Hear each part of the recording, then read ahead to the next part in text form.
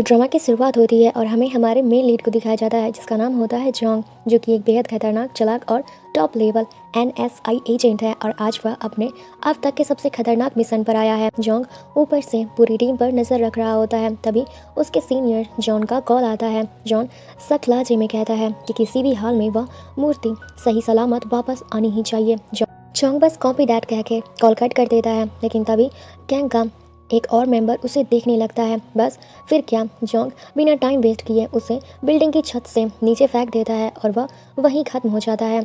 और इस हादसे से सारे गैंग मेंबर्स अलर्ट हो जाते हैं और तभी जोंग की शानदार एंट्री होती है, बिल्कुल फिल्म स्टाइल में।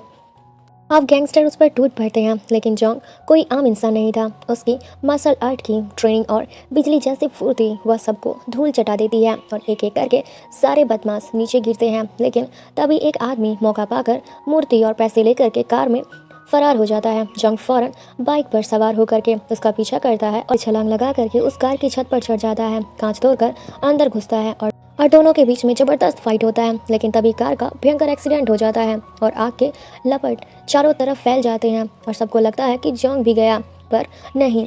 उसी आग के बीच से जोंग निकलता है और एक हाथ में मूर्ति, दूसरे हाथ में वह आदमी। क्या ही सिनेमैटिक सीन था। फिर सीन कट होता है और एनएसआई ऑर्निफिस पर, जहां जॉन उस मूर्ति को ध्यान से देख रहा होता है, लेकिन मूर्ति का एक हाथ टूट गया था।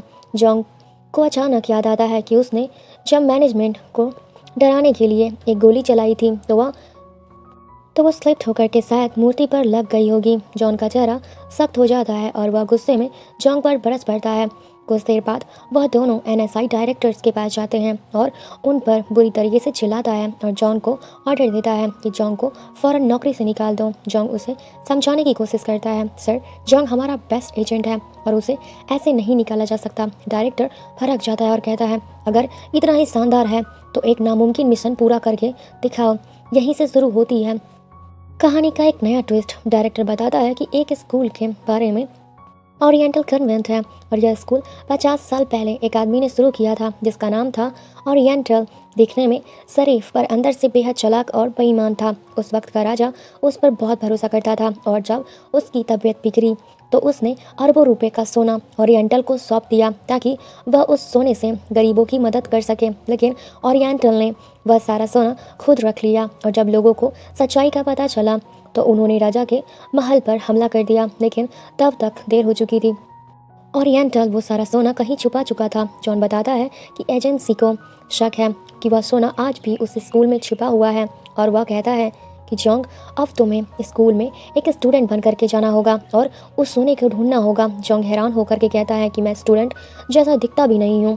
जॉन मुस्कुरा कर जवाब देता है, नहीं जोंग, तुम अब भी काफ़ी यंग लगते हो और यह मिशन सिर्फ तुम ही कर सकते हो और अपनी नौकरी से बेहद प्यार करने वाला। जोंग आखिरकार इस मिशन के लिए तैयार हो जाता है और यहीं से शुरू होती है उसका सबसे अजीब, खतरनाक और इंटरेस्टिंग मिशन।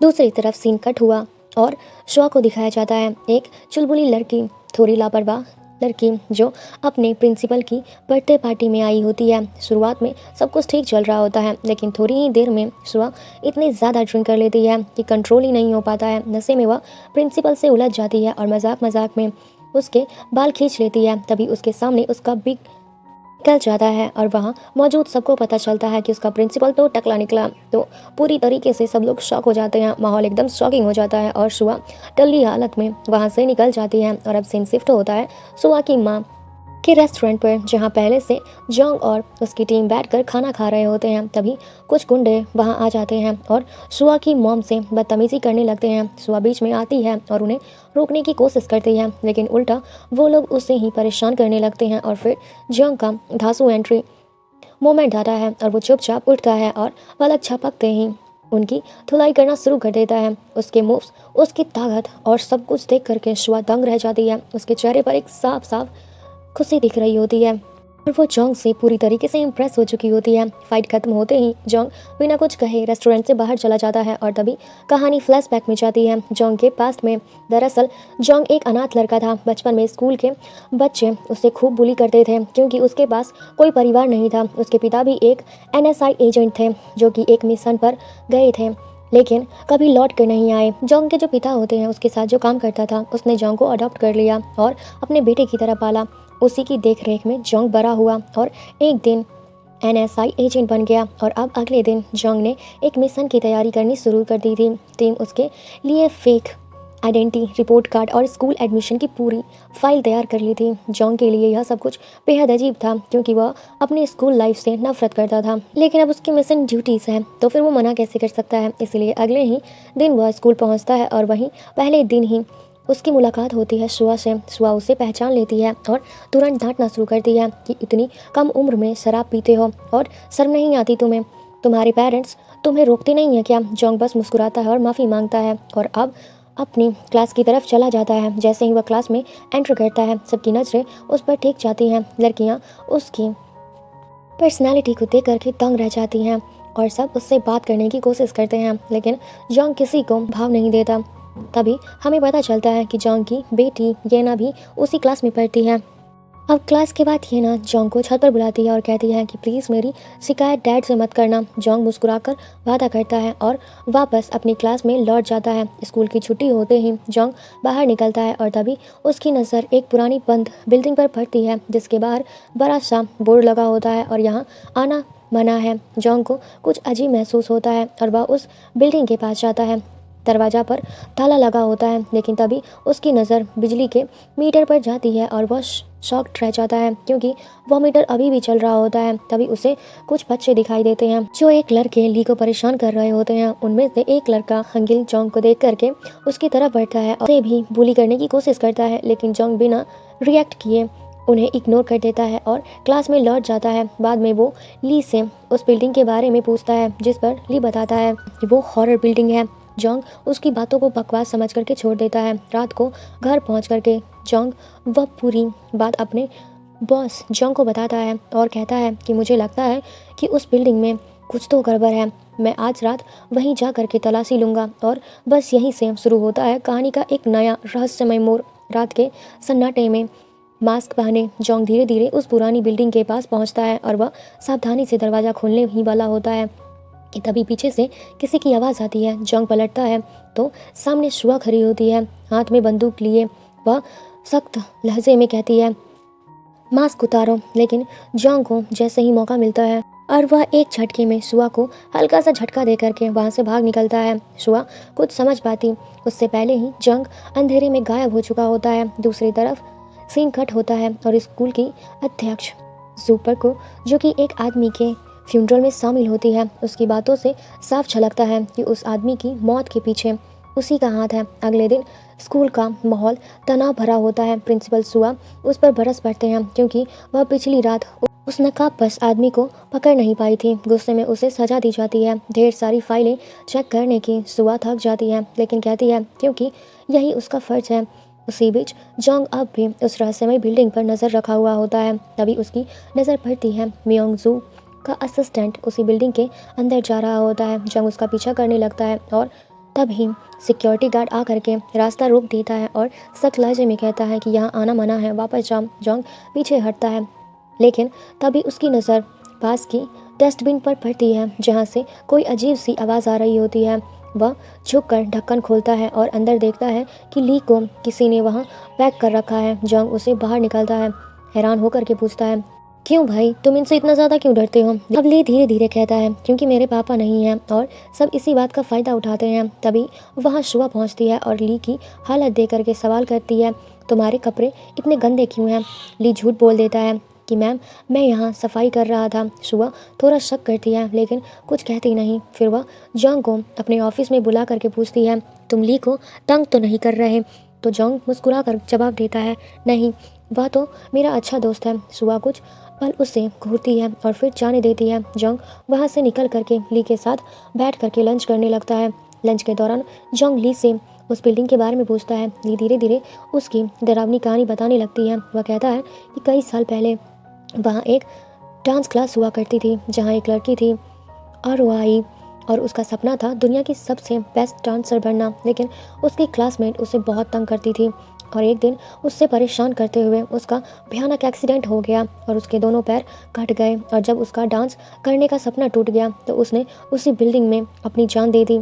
ली की आवाज़ कांपने लगती है और फिर पकड़े जाने के डर से उसकी क्लासमेट ने उसकी लाश वहीं पे बेसमेंट में दफना दी। उसके बाद से सबको वहाँ उसकी आत्मा दिखाई देने लगी और तभी से वह जगह हॉरर कहलाने लगी। और जॉन्ग को यह सब सुन करके बिल्कुल भी भरोसा नहीं होता है। वह कहता है यह सब फालतू की बातें हैं। ली कुछ नहीं कहता, बस अपना फ़ोन निकाल करके एक वीडियो दिखाता है जिसमें वह खुद उस बिल्डिंग के अंदर गया था और उसी वीडियो में दिखाता है एक बिना पैरों वाली लड़की जो उसके सामने अचानक प्रकट होती है। और वह सीन देख करके जॉन्ग भी एक पल के लिए ठहर सा जाता है, लेकिन उसका ध्यान वीडियो के एक और हिस्से पर जाता है जहां उसे एक सीक्रेट डोर दिखता है जिस पर भारी ताला लगा हुआ है। और वह तुरंत डिसाइड करता है कि आज रात वह फिर से उस बिल्डिंग में जाएगा और उस दरवाजे का राज पता लगाएगा। लेकिन तभी माहौल बदल जाता है और वहाँ पर हंगेल आता है और हमेशा की तरह ली को परेशान करने लगता है और इस बार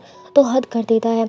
ली के खाने में थूक रख देता है और उसे ज़बरदस्ती वह खाना खाने के लिए कहता है। ली बेबस होकर के खाना उठाता है, लेकिन तभी जोंग उसका हाथ पकड़ लेता है और सबके सामने जोंग गुस्से में हंगेल की ज़बरदस्त पिटाई कर देता है। पूरा स्कूल चौंक जाता है, लेकिन बाकी बच्चे खुश होते हैं क्योंकि हंगेल हमेशा उन्हें परेशान किया करता था। बट तभी वहाँ शुआ आ जाती है और सबके सामने जोंग को पकड़ लेती है। वह गुस्से में कहती है कि तुम सारी हदें पार कर रहे हो, पहले शराब पीना और अब बच्चों को मारना, आखिर तुम्हें हो क्या गया है। जोंग कुछ पल चुप रहता है और फिर शांत लहजे में अपने साइड की पूरी कहानी बताता है और बिना कुछ कहे बोले वहाँ से चला जाता है।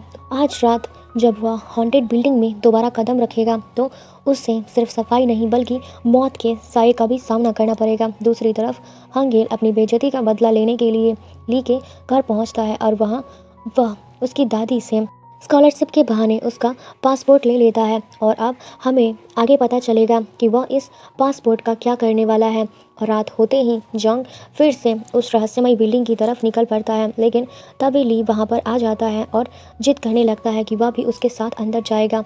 मजबूरी में जोंग उससे साथ ले जाता है और अंदर पहुंचते ही उन्हें एक अजीब सा आदमी दिखाई देता है जो हथौड़े से कुछ काम कर रहा होता है। और जैसे ही वह जोंग को देखता है वह घबराकर उस पर हथौड़ा फेंकने लगता है और भाग जाता है। जोंग उसे पकड़ने की कोशिश करता है, लेकिन वो आदमी काफ़ी दूर निकल जाता है। और इसके बाद जोंग उस सीक्रेट डोर के पास आता है और अपने टूल्स की मदद से लॉक खोलने की कोशिश करता है। दरवाज़ा खोलते ही जो नज़ारा सामने आता है उसे देख करके जोंग पूरी तरीके से शॉक रह जाता है। कमरे में हर जगह ढेर सारे डॉक्यूमेंट्स लगे होते हैं जिसमें गोल्ड से जुड़ी डिटेल लिखी होती है।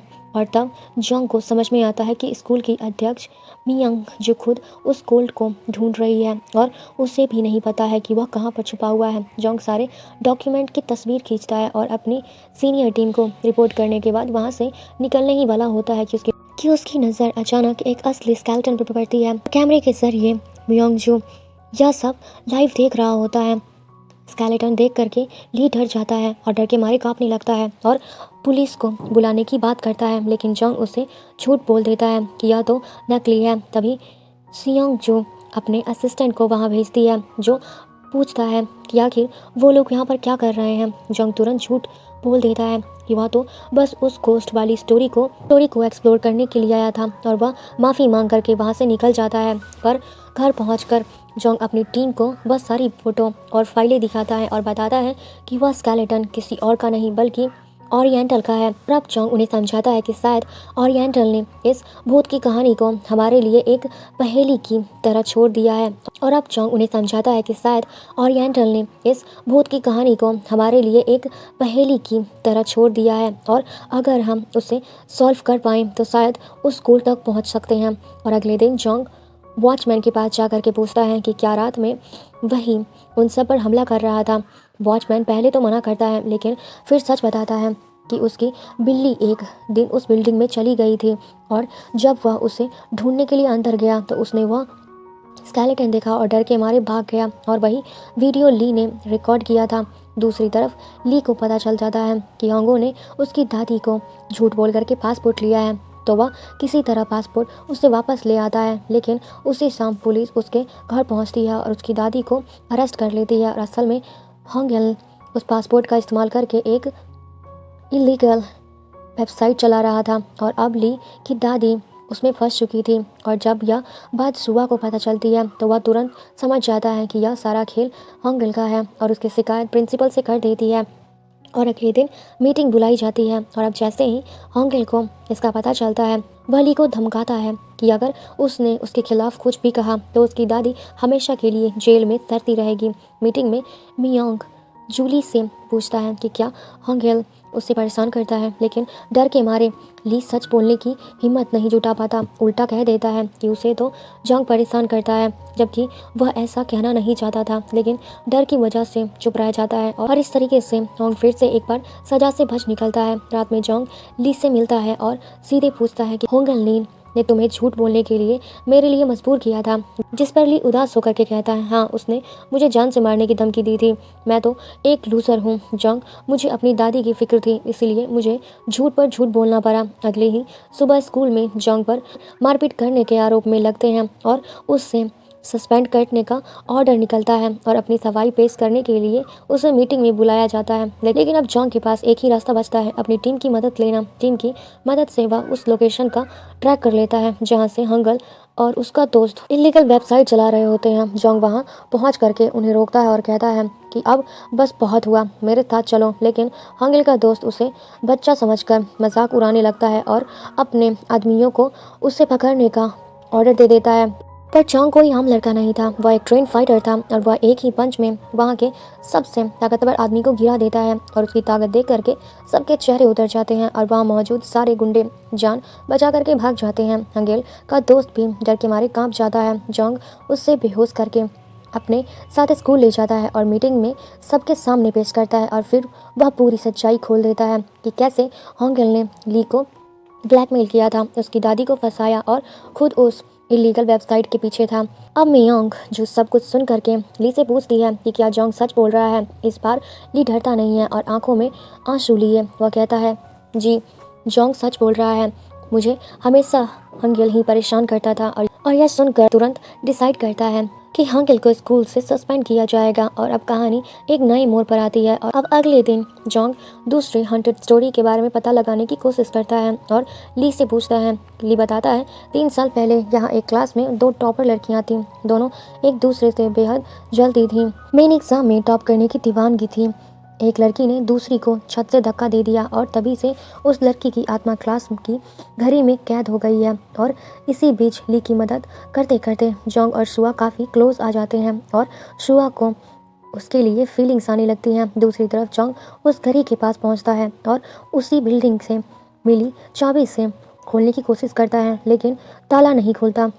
तभी वहाँ येना आती है और कहती है कि हमारे स्कूल में ऐसी 2 घड़ियाँ हैं, एक यहाँ और दूसरी काउंसलिंग रूम में है। जोंग को समझ में आ जाता है कि यह चाबी उसी दूसरी घड़ी की है और वह काउंसलिंग रूम में जाने की कोशिश करता है, लेकिन वहाँ हेला उसे रोक लेती है और कहती है कि इस कमरे में सिर्फ काउंसलिंग मेंबर्स ही जा सकते हैं, अगर अंदर जाना है तो पहले काउंसलिंग मेंबर बनो। और अब जोंग काउंसलिंग मेंबर बनने की फैसला कर लेता है और सुआ के पास जा करके पूछता है कि मुझे क्या करना होगा मेंबर बनने के लिए। सुआ मुस्कुरा कर बताती है कि एग्ज़ाम क्लियर करना होगा। जोंग अब पूरे जोश में एग्ज़ाम की तैयारी में जुट जाता है। एग्ज़ाम से एक दिन पहले जोंग स्कूल नहीं आता तो शुआ को उसकी बहुत चिंता होती है और वह उससे कॉल करती है, तो जोंग बहाना बना देता है कि उसकी तबीयत ठीक नहीं है और अब वह एग्ज़ाम नहीं दे पाएगा। सुआ को उसकी बातों में कुछ अजीब लगता है तो वह खुद उसके लिए खाना लेकर के उसके घर जाने का फैसला करती है। अब जब जोंग को पता चलता है तो उसके होश उड़ जाते हैं, क्योंकि जिस एड्रेस को उसने अपना घर बताया था वहाँ तो अभी तक कुछ भी सेट नहीं हुआ था। इसीलिए वह अपनी टीम को फ़ौरन बुला करके कहता है कि जल्दी करो, सब फर्नीचर अंदर डालो और घर को सेट करो। सब लोग मिलकर रातों रात वह घर सेट कर देते हैं ताकि वह असली लगे। लेकिन जैसे ही वह सब लोग निकलने की तैयारी करते हैं, सुबह पहुँच जाती है और सब लोग किचन के अंदर वाले कवर्ड में छुप जाते हैं। माहौल एकदम टेंशन भरा हो जाता है और तभी सुआ उस कवर्ड का दरवाज़ा खोल देती है और इसी बीच जोंग का पैर फिसल जाता है और वह सीधा सुआ पर गिरता है। दोनों एक दूसरे के बहुत करीब आ जाते हैं और उन दोनों के बीच में एक प्यारा सा किस हो जाता है जो देखने में काफी ज्यादा रोमांटिक लग रहा होता है। दोनों की नजरों का सामना बस कुछ सेकंड के लिए होता है, मगर वह पल जैसे थम सा जाता है। सुआ जल्दी से उठती है और थोड़ा घबरा जाती है और थोड़ी सी घबराई हुई आवाज़ में पूछती है कि तुम लोग कबर्ड के अंदर क्या कर रहे हो। तभी जॉन्ग की टीम फौरन बहाना बना देती है और कहती है हम तो उसे सरप्राइज देने के लिए आए थे। सुआ को बात थोड़ी अजीब सी लगती है, लेकिन वह ज़्यादा कुछ कहे बिना मुस्कुराती है और वहाँ से चली जाती है। सब लोग राहत की सांस लेते हैं। अगले दिन जॉन्ग का एग्ज़ाम होता है और उसने ठीक से पढ़ाई नहीं की होती है, तो थोड़ा नर्वस होकर एग्ज़ाम देता है। और अब अगले दिन सुआ रिजल्ट अनाउंस करती है और शॉकिंगली जॉन्ग 10th पोजीशन पे आ जाता है, जबकि ये ना फिर से टॉप कर जाती है। जॉन्ग को अपनी पोजीशन से ज़्यादा इस बात की खुशी होती है कि अब वह ऑफिशियली काउंसलिंग मेंबर बन गया है। उसी दिन वह काउंसलिंग रूम में जाता है और उस मिस्टीरियस क्लॉक को चेक करने लगता है, लेकिन तभी वहाँ हेला आ जाती है और जॉन्ग को डिनर के लिए इनवाइट करती है। जॉन्ग के पास मना करने का कोई रीज़न नहीं होता है और वह मजबूरन उसके साथ चला जाता है। वहाँ येना भी मौजूद होती है और डिनर के दौरान और हेला की बातों से साफ झलकता है कि वह मन ही मन जॉन्ग को पसंद करने लगी है। डिनर के बाद हेला कट जाती है, जहाँ उसकी माँ मियोंगजू उसका इंतज़ार कर रही होती है और जैसे ही मियोंगजू को पता चलता है कि हेला 2nd पोजीशन पर आई है, वह गुस्से से भर उठती है और कहती है कि मुझे बहाने नहीं चाहिए, अगले एग्ज़ाम में सिर्फ फर्स्ट ही आनी चाहिए। वह चाहती है कि उसकी बेटी हर चीज़ में परफेक्ट बने। इसके बाद मिंगजू एक बुजुर्ग राइटर से मिलने के लिए जाती है जो कभी ओरिएंटल के साथ काम कर चुकी थी और वो उससे कहती है कि मुझे ओरिएंटल के सारे सीक्रेट बताओ, मगर वो राइटर साफ मना कर देती है। मियोंगजू का गुस्सा 7वें आसमान पर पहुंच जाता है और वह अपने असिस्टेंट को आदेश देता है कि इस आदमी के बारे में जितनी भी जानकारी मिल सके सब निकालो। दूसरी तरफ जॉन्ग फिर से उस क्लॉक रूम में जाता है और वहाँ उसे एक लेटर मिलता है। मुझे तुम्हारे बारे में सब कुछ पता है एजेंट। और यह पढ़ते ही जॉन के हाथ पैर कांपने लगते हैं। कोई उसकी असली पहचान जान चुका था। अगले ही दिन वह जॉन के साथ डायरेक्टर के पास जाकर के सारी बात बताता है, लेकिन डायरेक्टर गुस्से में फट पड़ता है कि तुम्हें मिशन की अहमियत का ज़रा भी एहसास नहीं है और एक काम भी ठीक से नहीं कर पाए हो। वह तुरंत अपने असिस्टेंट को कॉल करता है और कहता है कि सारे स्टाफ का डाटा मेरे पास लाओ। और तभी जॉन जॉन्ग से कहता है कि उस रूम का सीसीटीवी फुटेज चेक करूंगा, शायद कुछ पता चले। अगले दिन वह अपने स्टूडेंट प्रेसिडेंट के पावर का इस्तेमाल करके सीसीटीवी रूम में आ जाता है और फुटेज चेक करने लगता है, लेकिन वहाँ कुछ भी नहीं होता। सब रिकॉर्डिंग डिलीट हो चुकी थी, किसी ने पहले ही सब कुछ मिटा दिया था। तभी सीन कट होता है और मियोंगजू की तरफ जो एक शूटिंग लोकेशन पर होती है और शॉकिंगली वह राइटर पेड़ से बंधा हुआ होता है। तभी उसका असिस्टेंट आकर के कहता है कि मैडम आपके कहे मुताबिक वो रिकॉर्डिंग मैंने साफ सुथरे तरीके से डिलीट कर दी है। मियोंगजू कहती है कि अब जॉन्ग के बारे में हर छोटी से छोटी बात मुझे चाहिए। उसी वक्त जॉन्ग के फ़ोन की घंटी बजती है। दूसरी तरफ से आवाज़ आती है कि हेलो एजेंट, कैसे हो। जॉन्ग चौंक जाता है, या तो स्कूल का वॉचमैन था। वो कहता है कि मुझे तुमसे कुछ ज़रूरी बात करनी है, छत पर मिलो। जॉन्ग तुरंत वहाँ पहुँचता है, लेकिन जब वह पहुँचता है तब तक छत पर कोई और होता है और एक मास्क पहना हुआ आदमी वह वॉचमैन से कहता है कि तुम तो मुझे पहले ही मिल चुके हो, और फिर अचानक उस पर हमला कर देता है। दोनों के बीच ज़बरदस्त फाइट होता है और उसी झपट में वॉचमैन छत से नीचे गिर जाता है। जॉन्ग दौड़ता हुआ उसके पास पहुंचता है, लेकिन अब बहुत देर हो चुकी थी, वॉचमैन मर चुका था। जॉन्ग उसकी पॉकेट से कुछ निकालता है और एक पुरानी डायरी, और जैसे ही वह उसे खोलता है उसकी आंखें फटी रह जाती हैं। वह डायरी किसी और की नहीं बल्कि उसके अपने पिता की होती है, और वही डायरी जो उसके पिता हमेशा अपने साथ रखा करते थे। तभी जॉन्ग को छत से कुछ अजीब आवाज़ें सुनाई देती है, तो वह फ़ौरन वहाँ पहुँचता है और सामने खड़ा होता है वह मास्क वाला आदमी। उसे देखते ही वह रहस्यमय शख्स जॉन्ग पर जानलेवा हमला कर देता है, लेकिन जॉन्ग कोई आम लड़का नहीं था, वह एक ट्रेंड फाइटर था और वह उस पर लगातार पलटवार करता, और जैसे ही मौका मिलता है वह उसके मास्क को हटाने की कोशिश करता है, लेकिन तभी वह आदमी अचानक उसे धक्का दे करके वहाँ से भाग निकलता है। जॉन्ग उसका पीछा करता है पर वो रहस्यमय शख्स कहीं गायब हो जाता है।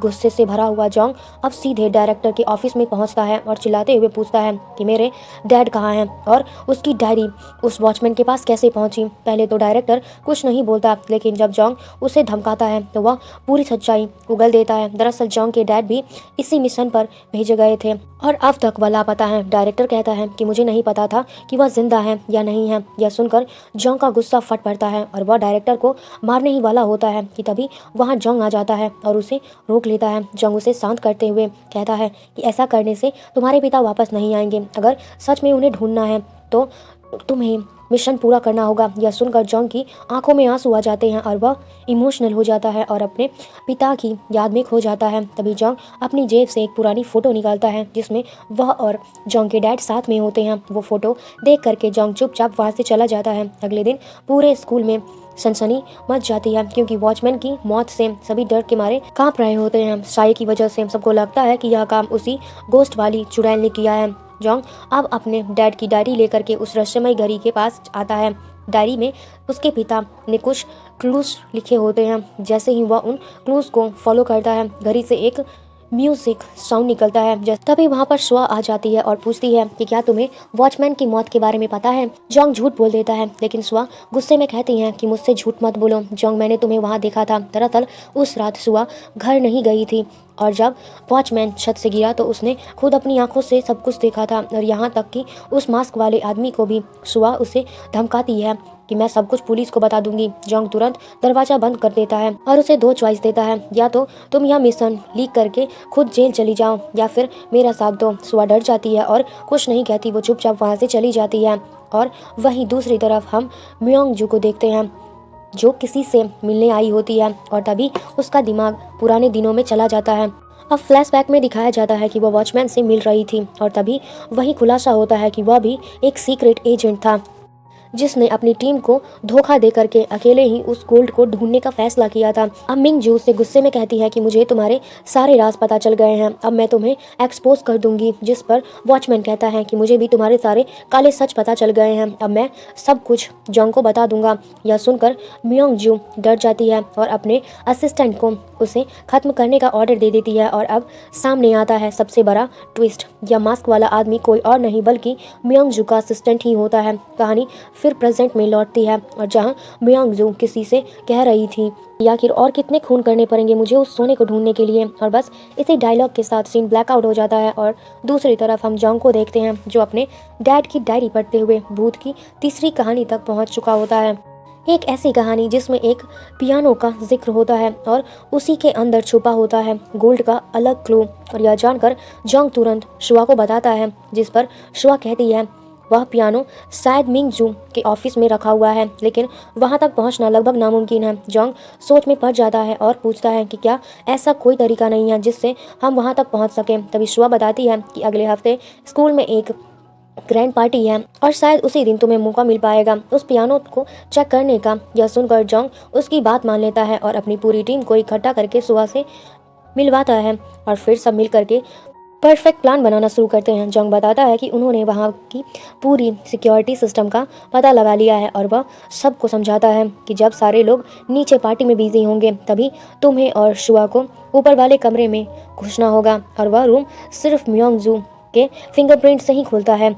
लेकिन याद रखना, जैसे ही तुम अपनी फिंगरप्रिंट लगाओगे उसका नोटिफिकेशन सीधा म्योंग जू के पास चला जाएगा। तभी जॉन्ग की टीम में से एक लड़की बोलती है कि उसकी चिंता मत करो, मैं उसका फ़ोन हैक कर लूँगी और वह नोटिफिकेशन डिलीट कर दूंगी। इसी बीच जॉन्ग सुआ को फाइट टेक्निक सिखाने लगता है और इन्हीं पलों में दोनों एक दूसरे के बेहद क्लोज आ जाते हैं। और तभी प्यारा सा ट्वीट सामने आता है और पता चलता है कि बचपन में यह दोनों एक ही क्लास में पढ़ते थे, लेकिन अब दोनों के नाम बदल चुके हैं, इसीलिए एक दूसरे को पहचान नहीं पाए हैं। और अब कहानी आती है पार्टी नाइट पर, जहाँ हर तरफ रोशनी, म्यूजिक और ग्लैमर का माहौल होता है। म्योंग जू अपने ऑफिस में तैयार हो रही होती है और तभी उसे एक कॉल आता है। कॉल देख करके उसके चेहरे पर अलग सी स्माइल फैल जाती है, मानो वह किसी बड़े गेम की प्लानिंग कर रही हो। उधर जॉन्ग और उसकी टीम पार्टी में पहुंचते हैं और वेटर बनकर एंट्री कर लेते हैं, जबकि जॉन और फातिमा बाहर खड़ी एक बैंड से पूरा मिशन कंट्रोल कर रहे होते हैं। पार्टी में जॉन्ग की नज़र सुआ पर पड़ती है जो